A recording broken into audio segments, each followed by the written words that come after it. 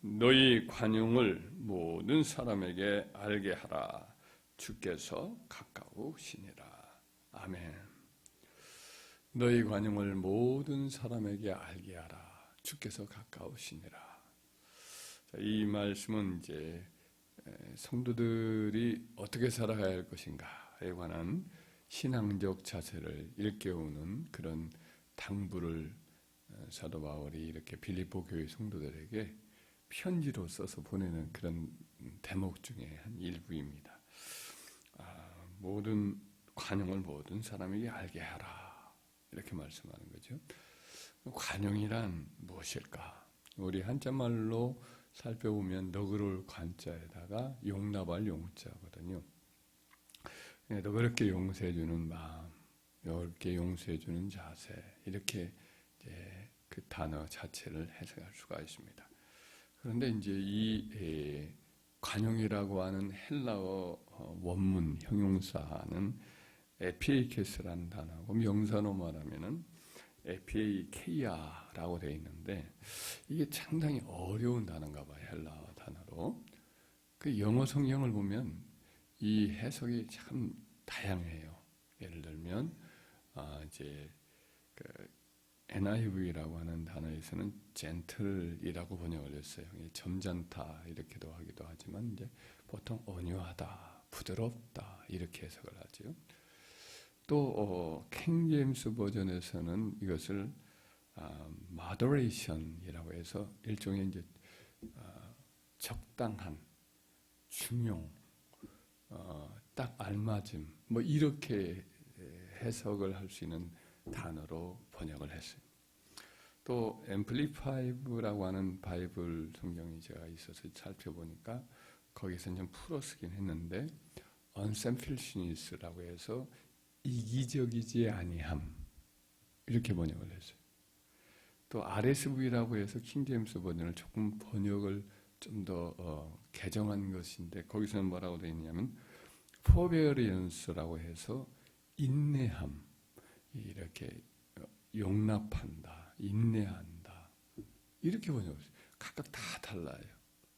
우리말 번역은 여러 가지를 한번 살펴봤는데 비슷해요. 그냥 오늘 번역했던 것처럼 부드러운 마음 혹은 관용, 이렇게 번역을 해놨어요. 그리스 사람들이 이 단어를 생각하는 원문적인 의미를 한번 살펴보는 것이 그래서 필요해요. 여러 가지 다양한 해석, 여러 가지 의미가 여기에 함축되어 있다는 것을 일단 짐작을 할 수가 있지요. 그래서 원문적인 의미의 단어는 어떻게 쓰였느냐?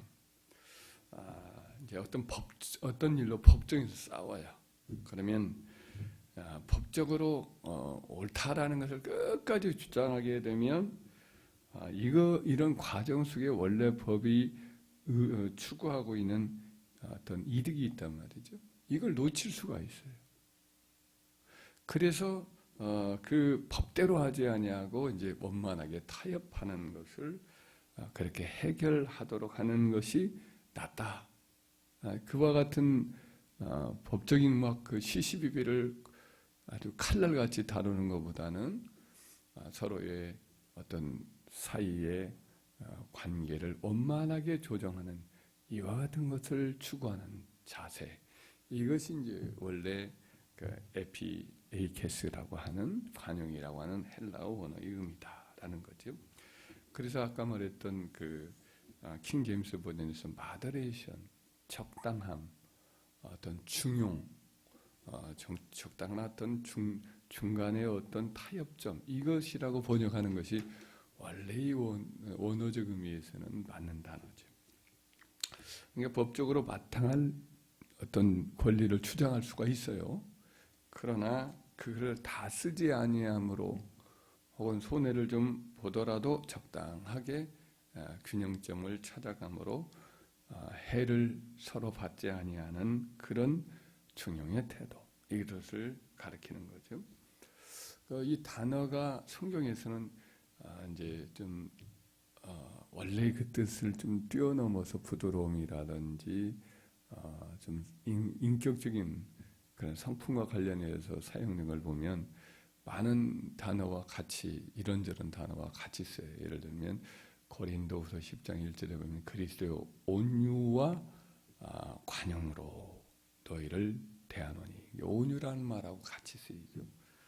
디도서 3장 2절에는 이제 여러 주의 종들의 성품이라든지 교회 직분자의 성품과 함께 쓰이면서 다투지 아니하고라는 말씀으로 쓰이고 있어요.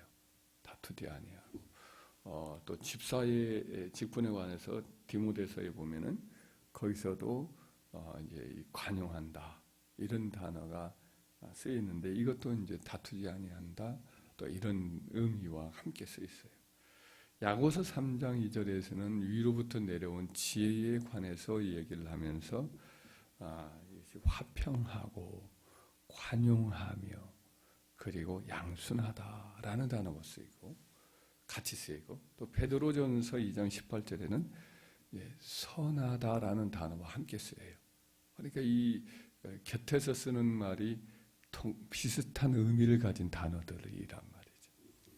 그래서 이 관용하다라는 말의 의미가 여러 가지 다양한 의미가 있는데, 그런데 이제 온유하고 이기적이지 아니하고 오래 참고 용서하고 또 손해를 보더라도 화평한 결과를 얻는 이런 것을 중요하게 여기는 태도를 가리킨다라고 말할 수가 있겠죠.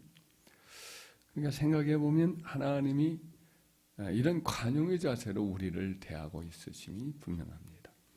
우리가 행한 일을 따라, 우리가 살아온 삶의 어떤 허물과 죄를 따라 하나님이 율법대로, 그분이 세우신 추상 같은 율법대로 우리를 다 그대로 보응을 한다고 한다면 우리 중에 살아남을 사람이 한 사람도 없겠죠. 그냥 우리 재판을 열고 하나님이 그의 율법을 따라 심판을 한다면 우리가 제명에는 다 못 살고 다 그냥 젊은 시절에 다 벼락맞아 죽게 되었을 것이 분명합니다. 그러나 주님은 우리의 연약함을 아시고 우리를 너그럽게 용서하시고 또 이렇게 기회를 또 주고 또 그냥 좋은 점을 발견하려고 애를 쓰셔서 또 이렇게 너그럽게 용납해 주셔서 지금까지 우리를 그와 같은 관용의 자세로 대하고 있는 거죠. 구약 시대에 보면 히스기야 왕이 이제 성전을 청결케 하고 그리고 이제 사람들이 와서 유월절 명절을 오랫동안 안 했던 것을 하게 사람들을 초대를 하는데, 이미 망해버린 북이스라엘 왕국에 남아있는 이스라엘인들을 또 초대를 해요. 대부분은 뭐 이제 비웃으면서 오지 않죠. 그러나 일부 어떤 사람들은 그 은혜로운 초대에 응답을 해서 이제 나라가 망했지만은 그 가운데 이방인들 섞여 사는 참 비참한 형편에 있지만은 하나님의 은혜를 기억하면서 그 초대에 응해서 예루살렘까지 내려와서 예배에 참석을 해요. 그러나 이미 오랫동안의 금송아지 우상이 물들었고 율법을 가르치는 제사장들을 그들 스스로가 물리친 지가 오래되었다가 나라가 망한 이런 사람들이 얼마나 하나님의 율법을 알아서 예배드릴 때에 하나님의 의식법에 맞게 자기를 청결케 하고 부정을 없애고 왔겠어요. 그러니까 여전히 부정한 상태에서 그냥 와서 이 유월절 예배를 드린다고 온 거지요. 그래서 히스기야가 볼 때 이 가관이 아니란 말이죠. 그러나 그들이 이곳까지 찾아 나온 그 충정을 생각하고 하나님의 은혜를 삼하는 마음을 생각하면서 하나님께 이렇게 기도를 합니다. 선하신 여호와여 사하시옵소서. 결심하고 하나님 곧 그들의 조상의 하나님 여호와를 구하는 사람은 누구든지 비록 성소의 결례대로 스스로 깨끗하지 못하였을지라도 사하시옵소서라고 간절히 기도를 했더니 하나님이 그 기도를 들으시고 그들을 고치셨더라. 그들의 영혼의 잘못과 허물, 그들의 율법적인 여러 가지 의식법적인 허물들을 다 사하여 주시고 마음을 하나님이 만져주셔서 그들이 하나님을 이렇게 만나는, 하나님의 은혜를 체험하는 그런 은총을 베풀어 주셨더라. 이런 말씀인 거죠. 하나님은 관용을 베푸시는 모습을 봅니다. 사울 왕시에 이제 제사장 아히멜렉도 하나님의 이런 관용을 대변하는 행동을 합니다. 사울 왕에게 쫓겨서 다윗이 그야말로 빈손 들고 막 왕궁에서 밤중에 담벼락을 타고 도망을 쳐서 자기 부하 한 두세 명 이끌고 이 높당으로 와서 이제 아히멜렉 제사장에게 찾아와요. 그때 이제 제사장이 마침 그때가 안식일이어서 하나님이 저 성전에다가 새떡을 드리고 묵은 떡을 가져왔는지 좀 먹다가 남았는지 그러게 있는 상태인데 제사장에게 난데없이 와가지고 배가 고프니까 하도 뭐 사람들 두렵고 벌벌 떨고 그런 마음으로 와서 제사장 하나 그분만 믿을 만한 사람이니까 제사장께서 여기 먹을 것이 좀 있습니까? 떡이 좀 있습니까? 빵이 좀 있습니까? 그랬더니 일반 떡은 없고 거룩한 떡밖에 없다. 이렇게 말하는. 그거라도 달라고 떼를 쓰는 거예요. 원래 이게 그 떡은 이제 하나님의 제사장만이 거룩한 곳에서 먹는 것이거든요. 근데 그것을 달라고 다시 청합니다. 그러자 이제 여인하고 이렇게 여인과 가까이 했느냐? 그렇지 않습니다. 이렇게 뭐 우리가 피한 지가 오래되기 때문에 그런 적이 없습니다. 그러면 내가 주겠다 하고는 그냥 선뜻 내주는 거예요. 그 떡. 원래 제사장 외에는 먹으면 다 이게 부정한 것이 되어서 법을 어기는 것인데도 제사장은 배고픈 다윗을 생각하면서 그 떡을 그렇게 내주는 것은 율법의 근본 정신을 그가 아는 거죠. 사랑과 인내, 이걸 베푸는 것이 율법의 그 엄격함을 지키는 것보다 훨씬 더 낮게 여기시는 것이 하나님 마음이다라는 것을 제사장이 알고 있었던 거죠. 우리 주님께서도 현장에서 가늠하다 잡혀온 여인을 향해서 이제 막 그 옆에 있는 사람들, 데려온 사람들이 막 추궁을 합니다. 돌로 치라고 하지 했는데 당신은 어떻게 하렵니까? 그런데 예수님이 너희 중에 죄 없는 자가 먼저 돌을 이제 치라 이렇게 도전을 하고 앉아서 또 뭐 글을 쓰시죠. 그들의 죄를 지적하는 그와 같은 이제 죄목들을 하나씩 나열을 하면서 묵묵히 그들의 양심에 가책을 주는 거죠. 그래서 그들이 돌을 들었던 것을 다 내려놓고 나이 든 자라부터 젊은이까지 다 그 자리를 떠나니까 일어나셔서 여인을 향해서 너를 정죄하는 자가 어디 있느냐? 없나이다. 나도 너를 정죄하지 아니하노니 가서 다시는 죄를 짓지 말아라 라고 타일러서 이렇게 보내주지요. 율법 규정 그 자체를 지키기보다는 죄를 버리고 거룩한 삶을 사는 것, 이것이 이제 율법의 근본 정신인 것을 우리 주님께서 일깨워 주시고 그것을 율법 자체의 규정보다도 율법 자체의 그 근본적 정신을 우리 주님이 살려서 행동을 하신 거죠. 관용의 실천을 이렇게 예수님이 하셨어요. 가만히 보면 이 관용이라는 것, 이것은 그러니까 약자 혹은 가난한 자가 취하기 쉬운 처신이 아니고 강한 자, 부유한 자가 가질 수 있는 그런 여유로움이죠. 그러니까 우리 그리스도인들은 따지고 보면 강한 자죠. 우리 주의 성령이 함께 하시니까 고난과도 기꺼이 맞설 수 있는 강한 인격과 내면을 가진 자죠. 우리는 부유한 자지요. 우리는 용서받은 자, 하나님의 자녀예요. 그리고 천국을 기업으로 썩지 않고 쇠하지 않을 나라를 이미 상속받은 기업을 이을 영광스러운 하나님의 백성이 되었죠. 그렇기 때문에 이 땅에서 좀 손해보더라도 작은 일에 좀 이렇게 우리가 좀 어려움을 겪더라도 우리가 좀 무시를 당하고 좀 손해를 당하는 그런 일을 속이는 일을 닦더라도 이걸 가지고 굳이 자기의 의로움을 드러내고 자기가 자기의 어떤 율법을 지키지 않은 그런 것이 아니라 나는 좀 의롭고 내 생각은 옳고 내 입장은 바르다. 이것을 그대로 막 고지고대로 드러내려고 하는 것, 그러다가 시시비비를 가리고 싸우는 것, 이것이 어울리지 않다는 거죠. 좀 촌스럽다는 거죠. 우리는 이미 가진 자요 너그러운 용서를 받은 자이기 때문에 우리에게 해를 끼치고 손해를 이렇게 끼치는 이들을 보더라도 그들의 행위를 따라 응징하지 않는다라는 것이 마땅하다는 거죠. 우리는 이미 가진 자요, 이긴 자요, 이미 부유한 자고 우리는 강한 자이기 때문인 거죠. 그래서 사도 바울이 고린도 교회 성도들이 서로 물질적인 문제로 싸웠던 것 같아요. 성도들이. 그래서 이것을 서로 조정이 안 되니까 그냥 이 문제를 가지고 세상 법정에 가가지고 다투는 거예요.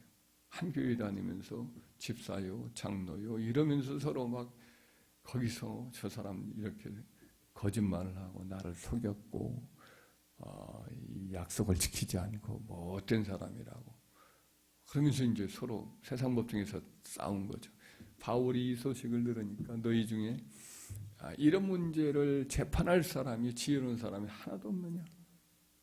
이와 같은 문제를 가지고 같은 교인끼리 서로 원만히 해결 못하고 그것도 믿지 않는 자들 앞에서 그와 같이 서로 다투느냐? 그러면 너희가 서로 피차 불의함에 드러났도다 하시면서 하는 말이 차라리 불의를 당하는 것이 낫지 아니하며 차라리 속는 것이 낫지 아니하냐. 예수 그리스도의 이름에 그 영광스러움을 그렇게 해치면서까지 너 이득을 좀 지켜보려고 그렇게 싸우는 것이 과연 옳은 것이냐. 이렇게 이제 말씀을 하는 거죠. 손해를 보더라도 좀 속더라도 관용하고 너그럽게 이렇게 너그러움이라는 그 정신을 지켜서 더 고귀한 법적 이익, 더 고귀한 정신을 더 지켜나가는 것이 훨씬 더 나은 거 아니겠느냐 이렇게 말씀을 한 거죠. 오늘 본문의 말씀에 보면 이런 관용의 모습을 우리 믿는 자 안에서 해야 될 뿐 아니라 나아가서 모든 사람이 체감하도록 그 관용을 실천해서 너희 관용을 모든 사람에게 알게 하라 그래서 그러니까 모든 사람이라는 것은 믿지 않는 사람들까지도 우리의 관용의 모습이 드러나게 하라는 거예요. 알게 한다는 것은 체험적으로 알게 한다는 단어를 쓰고 있어요. 그러니까 맨 처음에는 사귀는데 맨 처음에는 성격이 어떤지 몰랐는데 알고 봤더니 점점 너그러워요. 저 사람 깊은 너그러움이 있구나. 손해를 기꺼이 보고 관계를 소중히 여기고 참 귀한 사람이구나. 그 어떤 근본적인 정신이 뭘까? 이 사람은 가진 것이 세상적인 것은 없는데 묘하게 그 안에 부유함이 있단 말이죠. 뭔가 세상이 가지고 있지 아니하는 더 큰 것을 갖고 있어요. 더 큰 사랑을 갖고 있어요. 그래서 알고 봤더니 이 사람이 예수님을 참 독실히 믿는 사람이에요. 기도가 살아있는 사람이고 그리고 정말 뭔가 모르게 그 속에 내적인 정신이 그리스도의 마음을 너희 안에 이 마음을 품으라. 곧 그리스도 예수의 마음이라고 하는 그리스도의 어떤 살아계신 정신을 부연하는 사람인 것을 느껴요. 그래서 참 다르구나. 예수 믿는 사람이 이 점에서 참 다르구나라는 것을 믿지 않는 사람이 인정하게 되는 것이죠. 이게 모든 사람을 알게 하라는 말이 그런 뜻이죠. 더군다나 이 당시에 사도 바울은 로마 감옥에 있었어요. 그러면서 빌립보 교회 성도들도 핍박을 당할 때예요.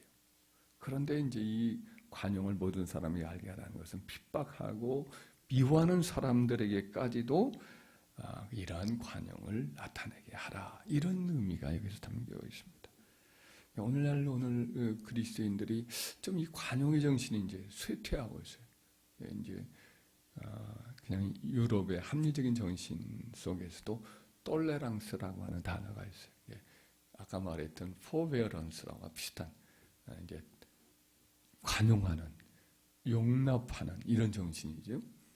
근데 이게 이제 우리 그리스도인들 속에서도 이것이 사라져서 우리를 좀 해치고 우리를 핍박하면 막 빨갱이라고 하면서 욕설을 퍼붓고 막 독설을 퍼붓고 저주를 퍼붓고 이와 같은 속 좁은 사람들이 많이 일어나고 그게 옳은 것이라고 자꾸만 이제 사람들을 설득해서 이런 어떤 관용의 정신이 사라지고 있는 이런 시대 속에 또 우리가 살고 있죠. 물론 뭐 어떤 그런 어떤 정치적인 주장을 하는 사람 외에도 우리의 좁은 이 인격성 때문에 조금만 우리에게 손해를 끼치거나 우리의 자존심을 상하게 하거나 우리의 어떤 가진 것들을 이렇게 손해를 끼치면 시시비비를 끝까지 따지려고 하는 이런 좁은 인격성의 문제들로 여전히 있던 거지요. 그러나 이렇게는 하면 안 된다는 거죠.